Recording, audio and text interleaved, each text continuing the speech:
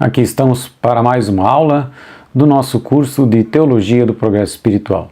Cumprimentamos a todos, que todos estejam na paz de nosso Senhor Jesus Cristo, sob a proteção da nossa mãe querida, nossa querida mãe, Nossa Senhora. Iniciamos com a nossa costumeira oração ao Divino Espírito Santo. Divino Espírito Santo, amor do Pai e do Filho, inspirai-me sempre o que devo pensar, o que devo dizer, o que devo calar, o que devo escrever, como devo fazer, para obter a vossa glória, o bem das almas e minha própria santificação. Glória ao Pai, ao Filho e ao Espírito Santo, como era no princípio, agora e sempre. Amém. Então, daremos continuidade ao assunto da videoaula anterior, sendo agora mais específicos em relação à mortificação. Falaremos hoje da mortificação do corpo e dos sentidos exteriores e interiores. Bem, nós já havíamos visto que Jesus recomendou o jejum. Ele disse: quando o esposo lhes for tirado, jejuarão. E também recomendou claramente a mortificação da visão e do tato lá no Evangelho de São Mateus, no Sermão da Montanha, que ele vai dizer: se teu olho direito é para ti causa de queda, arranca-o e lança-o longe de ti, porque te é preferível perder um só dos teus membros, a que teu corpo todo seja lançado na gena. Então, ele está falando exatamente do corpo. Se o teu olho te leva a pecar, arranca, ou seja radical em eliminar o pecado. E o mesmo ele fala também das mãos, logo a seguir, na mesma passagem, também se referindo ao tato. E a mesma coisa vai dizer São Paulo em relação à mortificação do corpo, bastante radical também. Ele vai dizer: ao contrário, castigo meu corpo e o mantenho em servidão, de medo de vir eu mesmo a ser excluído depois de eu ter pregado aos outros. Isso está lá na primeira epístola aos Coríntios. E também em Colossenses, São Paulo vai dizer: mortificai, pois, os vossos membros no que tem de terreno, a devassidão, a ira, a impureza, as paixões, os maus desejos, a cobiça, que é uma idolatria. Então vejo que isso está amplamente recomendado no Novo Testamento. Por quê? Porque o corpo, na verdade, disciplinado, ele é um servo útil, ele obedece o nosso intelecto e a nossa vontade, e por isso que é preciso preservar as suas forças e pôr esse corpo ao serviço da alma, das faculdades superiores, o intelecto e a vontade. Contudo, no nosso estado de natureza decaída, o corpo quer sempre a comodidade, o prazer, o deleite, o conforto. E ele não cabe a ele, nem é função dele, observar se esses prazeres, se esse deleite, se esse conforto é algo pecaminoso ou não, é lícito ou não. Ele somente quer gozar do prazer, desfrutar do prazer. E tem até atração por aquilo muitas vezes que é ilícito, porque é mais tentador. E com isso muitas vezes se rebela contra as faculdades superiores. O nosso intelecto diz: isso não está correto, a nossa vontade também não quer, mas o corpo atrai, e assim acaba a vontade aderindo àquilo. Então o corpo se torna um inimigo perigoso. Por quê? Porque estão sempre com ele, seja na mesa, no leito, nos negócios, e além disso o corpo tem cúmplices que se chamam os sentidos exteriores e os sentidos interiores. E já vamos ver que eles trabalham em conjunto, corpo com sentidos. Então é absolutamente necessário vigiar, dominar e reduzir esse corpo à escravidão, como São Paulo fala, porque senão acabamos sendo atraiçoados pelo corpo, auxiliados pelos sentidos. Então, primeiramente, a respeito do corpo, vamos falar sobre a modéstia do corpo. E nesse sentido já há muito que se falar, porque existe um princípio que deve nos nortear, e é o que está estabelecido por São Paulo na carta aos Coríntios. Não sabeis que os vossos corpos são membros de Cristo? Ou não sabeis que o vosso corpo é templo do Espírito Santo? Então, essa noção de que nosso corpo pertence a Deus e é membro de Cristo deve nos nortear porque sabendo disso não vamos utilizar esse corpo para o pecado e nem para suscitar o pecado dos outros. Então devemos respeitar esse corpo como templo santo de Deus, como um membro de Cristo. E por isso ele não deve ser usado para nada que leve a pecar, nós a pecar ou os outros a pecar. São Francisco de Sales, nesse sentido, vai dizer: guarda-te cuidadosamente das vaidades e afetações, das curiosidades e das modas levianas. Observa as regras da simplicidade e da modéstia. Isso é o que ele recomenda para a Filoteia, para quem está iniciando na vida espiritual de São Francisco de Sales. Então, na verdade, essa discrição e esse recato nos modos exteriores são já um excelente meio de se mortificar que está ao alcance de todos. Hoje em dia se fala numa idolatria do corpo, querer ser mais bonito, os homens querem ser sarados, além de ser um tributo à vaidade pessoal, é muitas vezes bem próprio para algo sensual, né? Querem atrair o sexo oposto por um corpo bonito e com isso espalham a sensualidade por onde quer que andem, né? Então, para se policiar quanto isso, o ideal é fazermos atitudes positivas de mortificação, que estão ao alcance de todos, qualquer pessoa pode fazer. Então, por exemplo, evitar posturas moles, posturas desleixadas ou exibicionistas, altivas, e podemos fazer coisas do tipo, ao nos sentarmos ou ajoelhar-nos, não se apoiar com indolência, ficar mais eretos, enfim, com a postura mais decorosa. Veja que um dos exemplos clássicos disso é Santa Teresinha do Menino Jesus. Ela disse que ela buscava nunca se recostar no encosto da cadeira onde ela estivesse sentada, sempre ficando ereta, mas isso como mortificação, para ela aprender a dominar o corpo, a não ceder a qualquer pedido do corpo e com isso vai se submetendo à vontade. Ou seja, com essas pequenas coisas que ela fazia, ela também acabava conseguindo vencer as grandes tentações. É esse o sentido da mortificação. Vai fortalecendo a nossa vontade, que diz um psicólogo em um livro, agora não me recordo o nome, a nossa vontade precisa criar músculos. Ou seja, ela precisa ficar forte para dominar as nossas más inclinações e as solicitações do nosso corpo. E ainda, além dessas pequenas coisas, alguns penitentes mais generosos, né, eles procuram fazer outras coisas que têm que, obviamente, ser feitas com muita discrição e cuidado, mas buscando se regular mais fortemente os ardores das paixões e para estimular o fervor da piedade, eles fazem algumas coisas que são muito próprias de santo. Aliás, normalmente vamos encontrar isso bastante na vida dos santos e por isso que são citadas.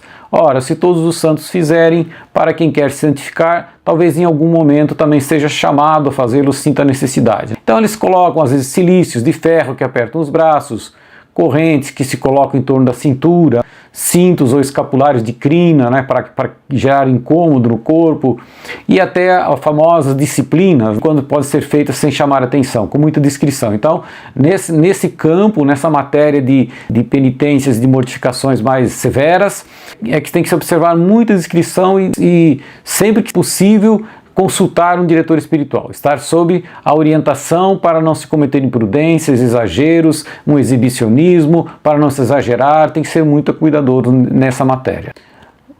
Em relação aos olhos ou à visão, né, o sentido exterior da visão ou aos olhos que se refere ao corpo, há na verdade os olhares que são evidentemente pecaminosos porque ferem o pudor e até a castidade, e que é claro que temos que evitar.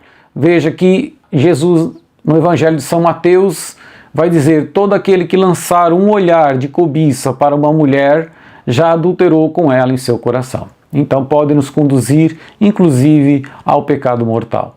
Hoje em dia, com digamos assim, essas vestimentas indecentes espalhadas em todo que é canto, e até a imoralidade, eu diria assim, uma sociedade erotizada, né? Televisão, internet, jornais, revistas, qualquer lugar que a gente olha, há cenas de exposição de corpo de mulheres, cenas sensuais e hoje até de corpos de homens. É muito difícil até de guardar esse recato para não nos contaminarmos com isso, porque tudo isso influencia. Não queira você achar, quem me assiste achar, eu não sou influenciado, todos nós somos influenciados. Não existe alguém imune a esse tipo de coisa. seria muita falta de humildade achar que ele não tem nenhuma influência sobre si mesmo. Então, além de evitar esse tipo de olhares, né, e às vezes eles nos caem de surpresa, mas aí não se trata de uma culpa nossa, mas às vezes a gente sabe que vai em determinado lugar, vai encontrar esse tipo de coisa, então o melhor é evitar. Mas o cristão ele pode ir além, então visando ter maior controle sobre si mesmo, ele pode, por exemplo, fazer mortificações positivas para exercer esse domínio de uma certa forma. Então, por exemplo, um costume que fazia São Francisco de Sales, tinha uma janela aberta, mas evitava olhar para fora da janela, para não ter esse prazer de olhar, mortificar a visão, não ter aquele gosto e com isso exercitar novamente o domínio sobre a visão. Ou muitos santos faziam, né, era olhar modestamente para baixo enquanto se caminha na rua, sem olhar para as coisas que passam, para as pessoas, para a paisagem, simplesmente para mortificar esse sentido da visão. São exercícios que se podem fazer aos pouquinhos, porque realmente são muito difíceis, bastante difíceis de se implementar. Além disso, também um outro muito importante controle é sobre os ouvidos, ou a audição e a língua. Isso requer que não se diga nada, nem se ouça nada que seja contra a caridade, a pureza ou qualquer outra virtude. É claro que não se ouça é muito difícil, né? Porque acabamos ouvindo sem mesmo querer, mas pelo menos não intencionalmente querendo ouvir. E falar é também algo que no início da vida espiritual é bastante difícil. Muitas pessoas, né, acabam se caindo, né, se pervertendo porque dão atenção a conversas desonestas, a conversas fúteis, frívolas e até maliciosas. E é muito fácil cair nisso. Estamos lá numa roda de amigos, começa aquela conversa maliciosa e acabamos rindo, gracejando com aquilo, ou seja, estamos dando vazão àquele tipo de conversa. Essas palavras obscenas induzem, elas nos estimulam, né, a sensualidade, despertam paixões, acendem o nosso desejo. E com isso ficamos mais propensos a cair no pecado. Além disso, pronunciar palavras pouco caridosas, né, gracejos, ironias contra as outras pessoas, ou maledicência, mesmo falar mal das pessoas, fofocas, né?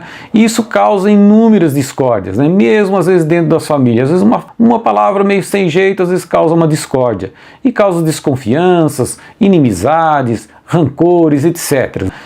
No livro dos Provérbios vai dizer: não pode faltar o pecado num caudal de palavras. Quem modera os lábios é um homem prudente. A moderação das palavras é algo que se conquista com muito tempo. Normalmente quem fala muito, peca muito pelos lábios, né? Quem fala pouco, pouco peca. Então é realmente um autocontrole também difícil, mas com o tempo a gente vai realmente também adquirindo esse controle sobre o que falar. Além disso, nessa questão também, na carta de São Tiago, vai dizer: se alguém pensa ser piedoso, mas não refreia a sua língua, engana o seu coração e é vã a sua religião. Ou seja, refrear a língua, vai dizer São Tiago. E nesse sentido não bastam as abstenções, ou seja, deixar de falar. Deve-se procurar levar a conversa para assuntos que sejam inofensivos, para bons e até edificantes. Evidentemente sem ser chato. Então, falando naquela roda de amigos que estava me referindo há pouco, se a conversa começa a descambar, pode-se simplesmente buscar um pensamento perdido no meio da conversa e dali derivar a conversa para um outro assunto. E às vezes fazemos isso com muita habilidade, fazendo com que as pessoas nem percebem que o seu assunto foi trocado de um assunto ruim para algo bom.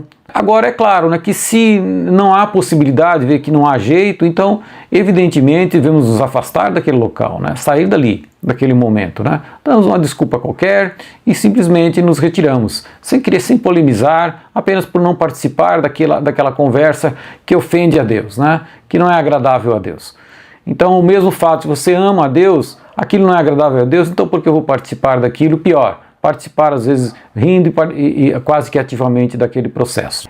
Vejam, além dos olhos que a gente viu, do ouvido e da língua, na verdade os mesmos princípios se aplicam aos demais sentidos, né? Então, ainda quanto ao paladar, vamos falar um pouco quando tratarmos da gula, do pecado capital da gula, e também do tato quando falarmos da castidade. Não é o momento agora para se prolongar, porque senão depois nos repetiríamos numa aula posterior. O problema é que a mortificação exterior do corpo, então que a gente falou, dos olhos, ouvidos e língua, não produz um grande resultado se não for acompanhado da mortificação interior da imaginação da memória, ou seja, dos sentidos interiores. Vejam que a imaginação e a memória geralmente trabalham em conjunto, porque a atividade da memória é acompanhada de imagens sensíveis, né? E a memória trabalha conjuntamente com o intelecto, que é o intelecto que fornece as imagens, os dados para a memória, para mais tarde recordar. Na verdade, a imaginação e a memória são duas faculdades muito importantes para nós. É elas que fornecem os meios necessários para operar o intelecto. Através de imagem, de relações, elas tornam as verdades compreensíveis, né? Vivas, né? Então o próprio Jesus fazia muitas comparações através de imagens. Então ele fala: o reino dos céus é que nem um grão de mostarda que nascer e se torna uma hortaliça, e as aves vêm fazer ninho nos seus ramos, né? Ou seja, está sempre usando de imagens para a gente associar essa imagem ao mundo espiritual, fazer essa relação com o reino de Deus, e assim tantas outras parábolas que ele cita, a ovelha perdida, o filho pródigo, sempre tem imagens relacionadas. E então a mortificação desses sentidos interiores, a imaginação e a memória, não tem fim de atrofiar essas faculdades, obviamente. Na verdade, a mortificação visa sim disciplinar, né, subordinar a atividade dessas duas faculdades interiores, né, para que a razão, o intelecto exerça um império sobre ele, ou seja, elas fiquem subordinadas, ou seja, sejam disciplinadas, orientadas para as coisas divinas, para as coisas de Deus. Por quê? Porque quando são deixadas livres, né, elas realmente povoam a alma ou a mente, né, de um infinito número de imagens e lembranças que na verdade acabam só nos distraindo, desperdiçam as nossas energias, às vezes lembranças dolorosas, às vezes muitas coisas inúteis, preocupações excessivas, enfim, lamúrias, etc., que nos fazem perder um tempo precioso, né? E muitas vezes até na oração nos causam distrações sem número, e mesmo no trabalho. E ainda além disso, elas acabam produzindo tentações contra a pureza, contra a caridade, contra a humildade, contra outras virtudes, né? Às vezes suscitam os desejos de vingança, outras simplesmente de falta de perdão, outras vezes de ciúmes, etc. E aí aquilo vai remoendo, os sentimentos vão sendo remoídos e vão alimentando, tudo causando energias negativas dentro de nós, tudo atrapalha a vida de oração e tira a intimidade com Deus. Então é preciso disciplinar essas duas faculdades interiores e submetê-las ao serviço das faculdades superiores. Agora, sabemos que nem sempre isso está ao nosso alcance. É difícil, às vezes, prontamente, rapidamente, rechaçar esses pensamentos, essas imagens vãs e perigosas. Principalmente quando estamos em períodos de muita preocupação, em alguns problemas mais sérios, ou estão muito cansados, muito abatidos, né? Em momentos de fadiga, elas se tornam bastante difíceis. Então, isso é um trabalho que acontece aos poucos. E então, quais são as regras que se deve estabelecer nesse sentido? O primeiro é tentar o máximo possível, né, rechaçar assim implacavelmente, desde o primeiro momento em que somos advertidos mentalmente. Porque em um dado momento, a partir do momento que cada vez estamos mais em oração, o Espírito Santo nos adverte: olha, por que eu estou pensando em tudo isso? Para que todas essas bobagens? Então, a partir desse momento que somos advertidos, até por uma inspiração do Espírito Santo, que nos damos conta de que estamos dissipando a nossa mente, né? Então temos que rechaçar prontamente.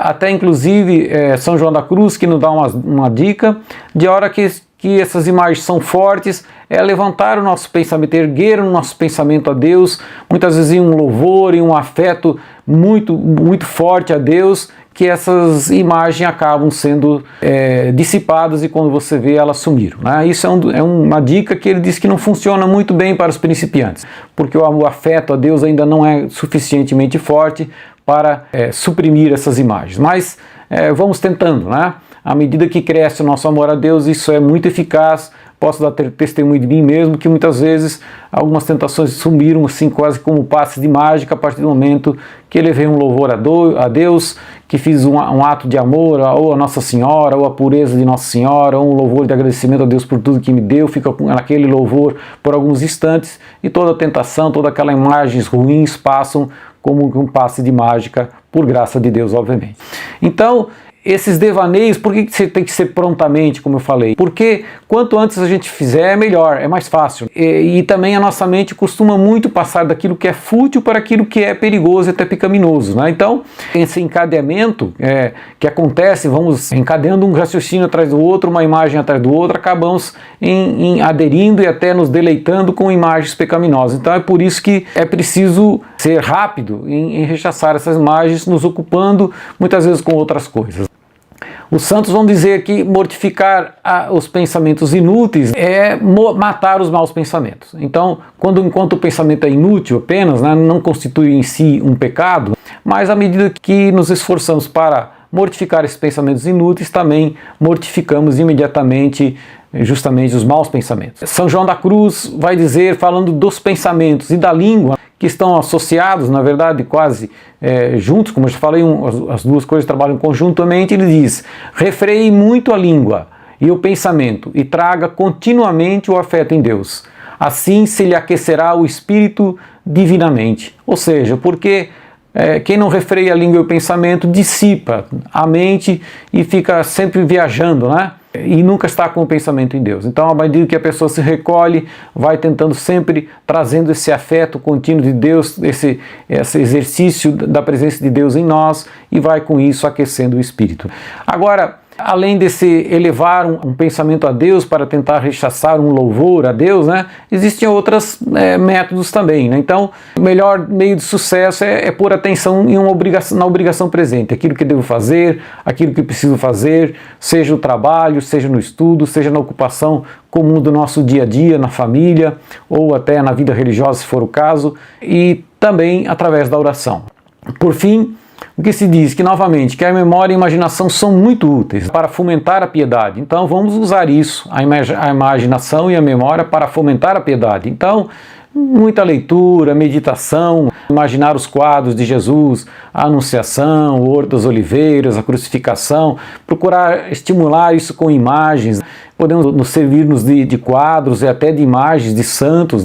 Veja que é interessante na história de São José Cupertino, né, o chamado Santos Voador, que levitava muitas vezes só o fato dele ver uma imagem de Nossa Senhora o fazia levitar, como isso estimulava dentro dele a devoção. É isso que às vezes temos que nos direcionar a nossa imaginação, a nossa memória, e mortificar a visão, a audição, como falamos, e até a língua, o nosso falar, para mantermos essa presença contínua de Deus em nosso coração, para não nos dispersarmos, não entristecer o Espírito Santo, como vai dizer a Bíblia. E é esse o objetivo, é sempre a unidade com Deus. Por isso toda essa mortificação sempre é meio. Não se trata de um castigo, mas se trata de uma forma que me traz mais intimidade com Deus. Era isso que tínhamos para dizer o dia de hoje. Agradeço a atenção de todos. Salve Maria, nossa mãe, e muito obrigado.